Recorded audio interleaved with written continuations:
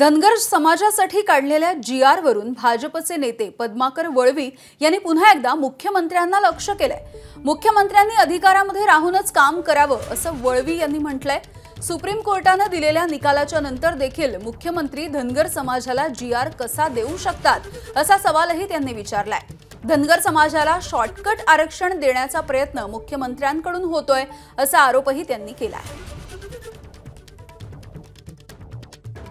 शिंदे समिती जी आहे ती अतिशय बेकायदेशीर आहे, असं करता येत नाही। सुप्रीम कोर्टाचे या बाबतीमध्ये अनेक जजमेंट आहेत आणि प्रशासकीय अधिकारी शिंदे साहेबांना नेमून काय साधणार आहे त्याच्यामध्ये। तर मला वाटतं की शिंदे समितीला कोणते अधिकार नाही आणि सरकारने हे असे शॉर्टकट काढण्याची काही गरज नाही।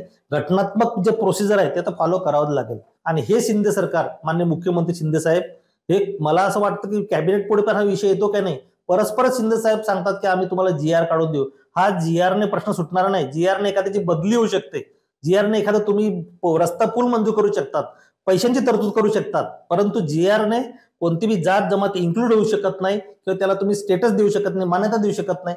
हे मला खास करून कायदेशीर बाबी सांगायचे आहे। एबीपी माझा, उघडा डोळे बघा नीट।